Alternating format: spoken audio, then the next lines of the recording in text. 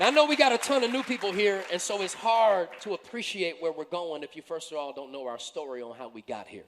So I want to tell you a little bit of our story and our journey up to this point. So I'm going to start with 2011, 2012. I'm not going to go all the way back. 2011, 2012, we moved our Sunday services over to Saguaro High School in Scottsdale, Arizona, and then we had Wednesday night midweek service. At that time, we were doing Wednesday night every week. So we had our Wednesday night service back here at the McDowell location. At that point, we had been doing 3 services for 3 years and had been looking for a new church home for a while. At that point, we didn't have 3 rows. We had 2 rows of pews back in those days. How many of y'all go back that far? 2 rows of pews. And so we updated the sanctuary and then put the 3 rows in, so now we can seat about 100 more people than we did back then. So the reason why we went to Saguaro High School is because we were looking at a car dealership on McDowell Road in Pima Road. And I thought that was the future home for Faith Christian Center. So it just made sense for us to do service temporarily at Saguaro because it was only about 10 minutes away from where I believe the future home of FCC was. I was determined to get out of the hood. I was determined we're going to get out of this neighborhood. We're going to go to a nicer part of town, and that hopefully is where God wants for us to be. Well, over the course of the 2 years, the Lord told me it was going to be like a wilderness experience. Over the course of those 2 years, our attendance dropped by 50%, our visitor counts dropped, membership numbers dropped, and our giving plateaued. So in July 2011, my wife and I, we were on vacation, and my wife felt led to fast and pray about FCC's future home, for us to get clarity about where we're supposed to be. And so while we're in prayer, we're in our bedroom praying, and my wife asked me a question. She said, babe, when you think about the vision, and you think about it and think about us moving to this car dealership that we're looking at, and we had walked the land. She was big pregnant with Sean back then, so she was waddling on the land back then. So she said, when you think about the car dealership, she said, what do you see?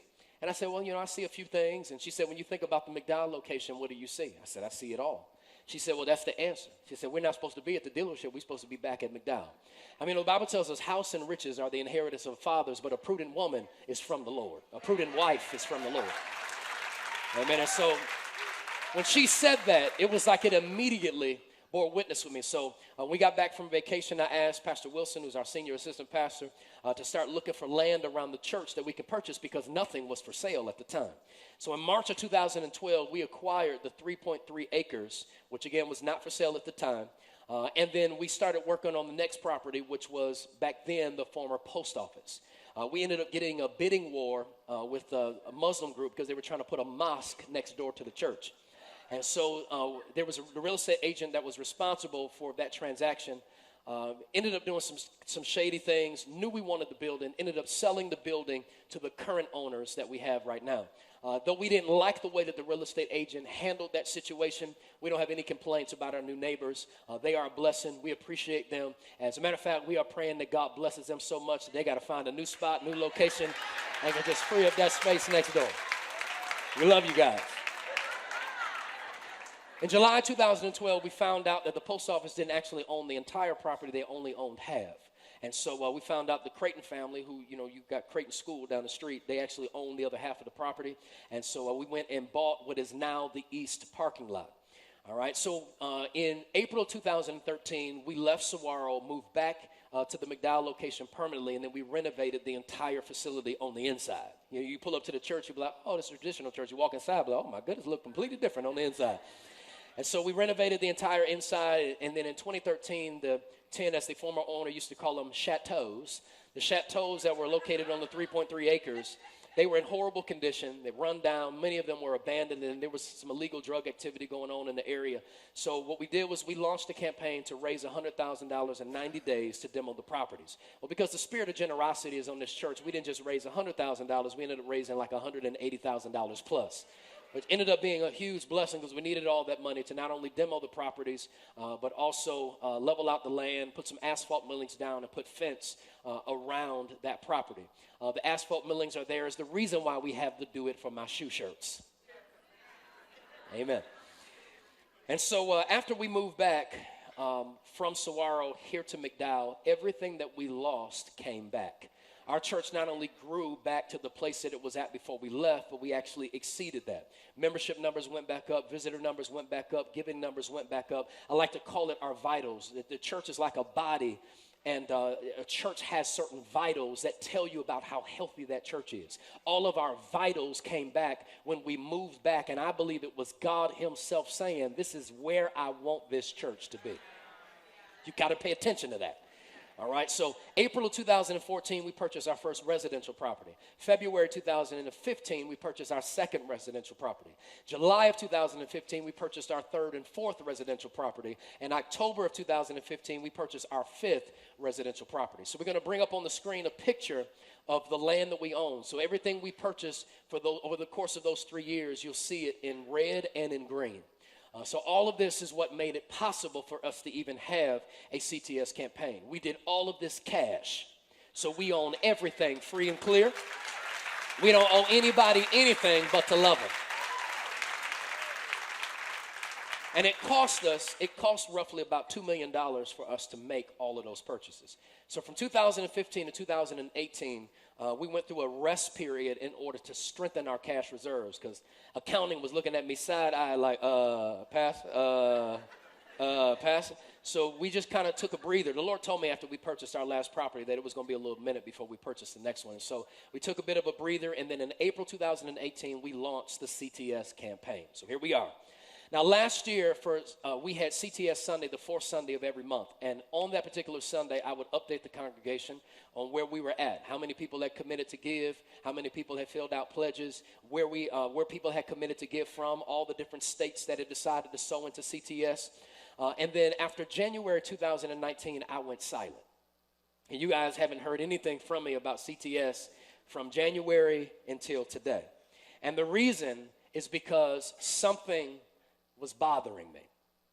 And something didn't feel right about me just kind of getting back up and just picking up where we left off. I felt like if I did that, then I would not be true to what I was feeling or sensing on the inside. And for the next several months, I couldn't shake it. And I kept saying, why does this thing have to cost $34 million? You can't tell me that churches are paying $34 million for their campaigns nowadays. And I'm going to be honest with you, what I was feeling on the inside didn't feel spiritual. I was just irritated. I was irritated and I was bothered, but the thing about it is that I didn't feel this way when we first launched the CTS campaign. And I personally believe there's going to be some more details I'm going to share with you later on. I think there was a reason why that happened, and I'll share some of those details with you later on. Now, I asked Pastor Wilson to check into some other firms that work with churches, because I was like, we just need a fresh set of eyes to look at this campaign. I even had him to reach out to the builder that helped Pastor Gregory. They just finished building their church last year. See, when he got up and said it doesn't take a lot of people, it just takes a committed group, he knows firsthand because they just built their church last year. Amen. And so we had him reach out to the builder, and towards the end of February, beginning of March, P-Dub walks into my office and asked me if he can attend a seminar that his wife had been telling him about. And the name of the seminar, the name of the company that was putting on the seminar was called Building God's Way, or BGW. All right. So I was scheduled to be on vacation. So Pastor Wilson and then our project manager and also my assistant Cameron Broom, they went to the seminar. Now the seminar, and I didn't know this until I looked back on my notes this Friday. The seminar was on March 13th. Somebody say March 13th. So the seminar was on March 13th. Somebody say March 13th. March 13th. On the morning of March 13th, I had a dream. And in the dream, I was visiting a church in the East Valley that felt like it was maybe in the Gilbert or Santan Valley area. And there were several things about the church in the dream that got my attention. It almost felt like it was a burning bush kind of experience. When you go back and read the story, what you'll find is that God caused the bush to burn with fire, but it wasn't consumed. And Moses looked at the bush and was like, wow, this is amazing, and went to find out more. And then the closer he got, God began to speak to him. It felt like a burning bush kind of experience. When I woke up from the dream, I had the impression that I needed to try to find this church, because in the dream, there was no name disclosed as to what specific church it was. All I knew is that it was Deep East Valley. It was a large church, and I had this impression that they were able to help us with CTS, that they had some information that we needed for this campaign. Well, in 1 Thessalonians chapter 5, verse 20 and 21, it says, do not spurn the gifts and the utterances of the prophets. Do not depreciate prophetic revelations, nor despise inspired instruction or exhortation or warning, but test and prove all things until you can recognize what is good. To that hold fast. If there's one thing I've learned about God, is that God will bring a miracle close to you, but he won't drop it in your lap. He'll bring it close enough, amen, where you can reach it, but far enough where you need to get up and do something about it. And see, when we're being led by God, what you're going to find is that you're only going to get so much sitting. There comes a point where you got to get up and you got to go prove what you believe God is actually revealing to you. So we found 3 or 4 churches that fit the description in my dream, scheduled some times to meet with them, and then we asked them every question that we could think about under the sun, about building campaigns, what they did, if they borrowed, if they did it cash, how long it took, how much it cost, et cetera, et cetera. Well, the first church that we visited has several locations all across the valley, and I personally think that this was the church that I saw in the dream. So we went to their main campus, looked around. What's interesting is that their campus, their main campus, has 2 stories. And when we're talking to them, they said if we could ever do anything different, they said we never would have made this 2 stories. Interesting. And of course we asked why, et cetera, because our building that we had planned was scheduled to be 2 stories. What we didn't know was at the time they were in the process of building a brand new 51,000 square foot facility in Gilbert. And so you know the first question I wanted to know, how much is it? When they told us how much it was, because there's a team of us that sit on this building committee. Hey man, when we told us how much it was, we all looked at each other silently. So we went to visit a few more churches. Maybe this was just good news. Maybe this was just a fluke. We want to prove this out. So we went to visit a few more churches and really got the same feedback. So we reached out to BGW, Building God's Way, the seminar that Pastor Wilson and Cameron had went to, and then told them about our situation. And the following week, their head architect flew out to Phoenix, and we met with them for 3 days and walked through what they call their charrette process. You can literally go onto their website, find out exactly what that is, because they go in detail as to how they do what they do. What we found out about BGW is that Building God's Way has designed more than 850 ministry facilities across the nation for churches, for Christian schools, and even for Christian colleges. Matter of fact, they're actually doing some work with Arizona. I didn't even know this university existed. Arizona Christian University in Glendale. They're actually helping them with the expansion of that facility. All right, so now our past experience with the previous architects was a great experience. I have to say they delivered what they promised us they were going to do. The things that we asked, they not only delivered, they did it at a really high level. So we appreciate them. Amen. I mean, you don't burn bridges just because you get ready to move forward. Amen. So we met with them, met with the former firm, told them that we'll be terminating the agreement, thanked them for all of their work, because there's no telling whether or not our paths are going to cross again. But what we could not deny was what BGW was bringing to the table, and we believe that this was the firm that we are supposed to work with for the Cross the Street campaign. So here we are. The last few months, we've been meeting with our new team at BGW as well as a local builder so that we can give you guys an updated look for CTS. All right, so the first thing I want to do is I want to show you the original plan, because this is new information to some of you. So with the original plan, what we had was, all right, it's too much light, you can't even see it. So with the original plan, what we had was all of the building was going to happen across the street. So everything that we needed was going to happen on the west side of the campus where you guys park right now. That was everything. Then we had, of course, parking to the north, and then this building initially was going to be demoed. And then this whole lot will become a parking lot. We would expand the parking lot north of here, knocking down the 5 residential properties, and then fixing up the east lot on the other side of our neighbors next door. With the new plans, this is the way it looks. So what we're going to be doing is we're going to be expanding as we have planned on our west campus, but then we're also going to be updating the existing facility. So instead of having to move 15,000 square feet over onto a brand and start from scratch, we're just going to update this building. It's going to look brand spanking new by the time it's all said and done. Now we have plenty of parking along the west, as well as we're still going to demo the houses, expand the parking lot, and then we'll update the east lot. This next slide is going to give you a picture of just the floor plans. And so we're going to be building it's going to be a 750-seat auditorium with the ability to expand to 1,200 without us having to go back into a campaign again. Also, with this first phase, before phase one was just children's, youth, chapel, reception area, kitchen, classrooms. With phase one now, it's going to be children's, sanctuary, administrative offices, as well as a few other things. And then when we move over to phase two, with this facility, we're going to put a wedding and event center, as well as the youth area and a kitchen in this building right here. Let's move to the next slide so you can kind of get a picture of what it looks like as we dominate on both sides of the street. Amen. Little aerial view. We'll move to the next slide. There's a 3D rendering of what it's going to look like on the West Campus. And then when it's all built out, move to the next one.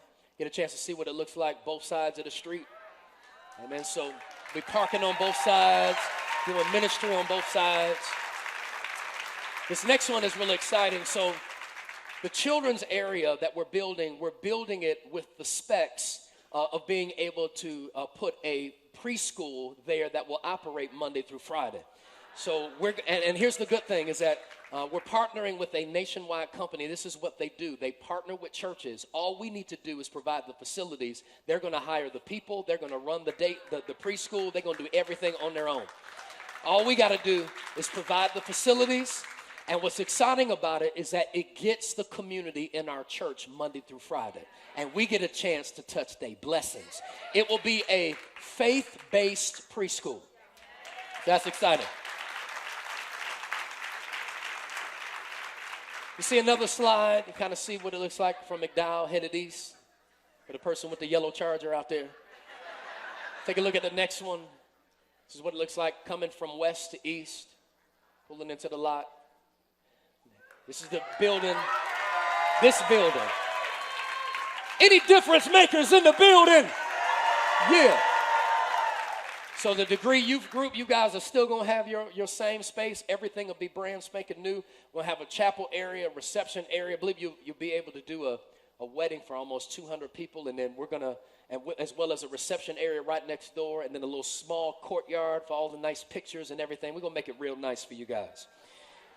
All right, so the original cost for this project. So phase one that we rolled out was $13.3 million. That was just the first phase. The second phase was about 20 million bucks. All right, so that was the original cost for the 82,000 square feet when we were just building everything across the way and then making everything else parking lot. After meeting with Building God's Way, BGW, updating the plans, we want to give you the new cost for this project. I'm about 5 seconds away from giving you the most amazing disgrace. I'ma give you 5, I'ma give you 4, I'ma give you 3, I'ma give you 2. I'm about 5 seconds away from giving you the most amazing disgrace. I'ma give you 5, I'ma give you 4, I'ma give you 3, 2, 1. Everybody go wild, hey, go wild, go wild, hey, go wild. Everybody go wild, hey, go wild, hey, go wild, hey, go wild. Everybody go wild, yeah, yeah. Somebody give God a shout in this place. Woo!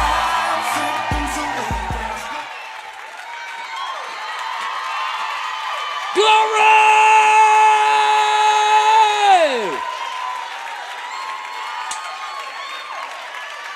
I feel like it's Black Friday at Faith Christian Center and building campaigns are 50% off.